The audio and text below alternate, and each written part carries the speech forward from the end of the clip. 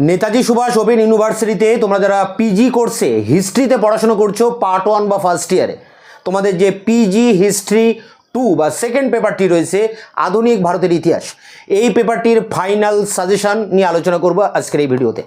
এর আগে আমি এই পেপারের একটি সাজেশন দিয়েছিলাম, কম্প্যাক্ট সাজেশন। বিগত বছরের পরীক্ষার ঠিক পরপরই এক সপ্তাহের মধ্যেই দিয়েছিলাম সেই সাজেশন। তোমরা অনেকে বুঝতে পারছিলে না সাজেশনটা কাদের বা তোমাদের কিনা।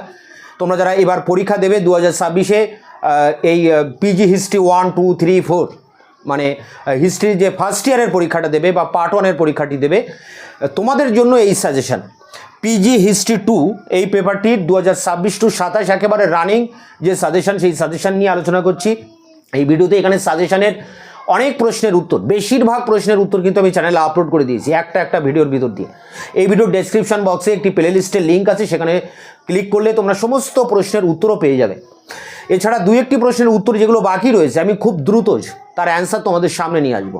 তোমাদের এই পেপারটির সমস্ত প্রশ্নের উত্তর তোমরা এই চ্যানেল থেকেই পাবে। আরও বাদবাকি যে সমস্ত পেপারগুলো রয়েছে, PG history 3rd paper, 4th paper, এই সমস্ত পেপারেরও কিন্তু অ্যান্সার সব পেয়ে যাবে এই চ্যানেল থেকে। এছাড়া তোমরা ইউটিউবে বাংলায় লিখে সাজেশনের যে কোনো প্রশ্ন বাংলায় লিখে যদি সার্চ করো, আমার দেওয়া অ্যান্সার তোমরা পেয়ে যাবে। যদি না পাও খুঁজে, তাহলে আমার হোয়াটসঅ্যাপ নাম্বার 8327540655 নাম্বারে হোয়াটসঅ্যাপ করলে উত্তরের লিঙ্ক তোমাদেরকে পাঠিয়ে দেবো। এখন আমরা অন স্ক্রিনে একবার দেখে নেব পিজি হিস্ট্রি 2 এই পেপারটির যে ফাইনাল সাজেশন 2026, সেই ফাইনাল সাজেশনটা কী আছে। Netaji Subhas open university PG history first year বা পার্ট 1, পিজি হিস্ট্রি 2 বা সেকেন্ড পেপার, ফাইনাল সাজেশন 2026। গ্রুপে যেখানে 18 নম্বর প্রশ্ন 2টি লিখতে হবে, 36 নম্বর পরীক্ষায় 4টি প্রশ্ন আসবে। সেই 4টি প্রশ্ন কমন পেতে তোমরা 10টি প্রশ্ন ভালো করে দেখবে। রঞ্জিত সিংয়ের কৃতিত্বের মূল্যায়ন করো। 2 টিপু সুলতানের সঙ্গে ইংরেজদের সম্পর্ক কেমন ছিল। 3 ডালহৌসির সাম্রাজ্য বিস্তার নীতি বা সত্য বিলোপ নীতি। আর 4 1857 সালের মহাবিদ্রোহের প্রকৃতি বা চরিত্র লেখো। এই 4টি প্রশ্ন তোমরা অবশ্যই করবে, খুবই ইম্পর্টেন্ট। এখান থেকেই 2টো প্রশ্ন কমন পেয়ে যেতে পারো।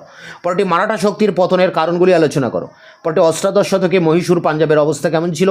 পরটি চিরস্থায়ী বন্দোবস্ত বাংলার কৃষকদের উপর কী প্রভাব ফেলে। পরটি বাংলার নবজাগরণের প্রকৃতি বা চরিত্র লেখো। 9 দাগের প্রশ্ন সম্পদের বহির্গমন সম্পর্কে প্রবন্ধ লেখো। 10 দাগ ভারতের পাশ্চাত্য শিক্ষার বিস্তার সম্পর্কে লেখো। 11 সাঁওতাল বিদ্রোহের কারণ ও ফলাফল লেখো। এবং 12 স্বামী বিবেকানন্দ কীভাবে ভারতীয় সমাজকে প্রভাবিত করেন। 12টি প্রশ্ন রয়েছে, তোমরা প্রথম দিক থেকে 8 থেকে 10টি প্রশ্ন অবশ্যই করবে, কারণ এর মধ্যেই তোমরা 18 নম্বরের প্রশ্ন যে পরীক্ষায় 4টি আসে সেই 4টি কমন পাবে। এর মধ্যে থেকেই তোমরা আবার 12 নম্বরের প্রশ্ন কমন পেয়ে যেতে পারো। এই সমস্ত প্রশ্নের উত্তর আমি চ্যানেলে আপলোড করে দিয়েছি, ভিডিও ডেসক্রিপশন বক্সে তার লিঙ্ক দেওয়া আছে। গ্রুপ বি যেখানে 12 নম্বরের প্রশ্ন 3টি লিখতে হবে, 36 নম্বর, এখানে পরীক্ষায় 6টি প্রশ্ন আসবে। সেই 6টি প্রশ্ন কমন পেতে তোমরা 12টি প্রশ্ন দেখবে। প্রথম প্রশ্ন, ফরাজি আন্দোলন সম্পর্কে প্রবন্ধ লিখুন। ওয়াহাবি আন্দোলনের কারণ প্রকৃতি লেখো। অবশিল্পায়ন সম্বন্ধে প্রবন্ধ লেখো। ভারতের জাতীয়তাবাদের সামাজিক প্রেক্ষাপট লেখো। রায়তওয়ারি বন্দোবস্ত সম্পর্কে প্রবন্ধ লেখো। পরটি রামমোহন থেকে কেশবচন্দ্র পর্যন্ত ব্রাহ্ম আন্দোলনের বিবরণ দাও। পরটি ইঙ্গো মারাঠা সম্পর্ক বিশ্লেষণ করো। পরটি 19 শতকে বাংলায় সমাজ সংস্কার আন্দোলন সম্পর্কে লেখো।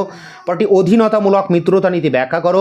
আর 10 দাগের প্রশ্ন 1857 মহাবিদ্রোহের পর ঔপনিবেশিক রাষ্ট্র কিভাবে পুনর্গঠিত হয়।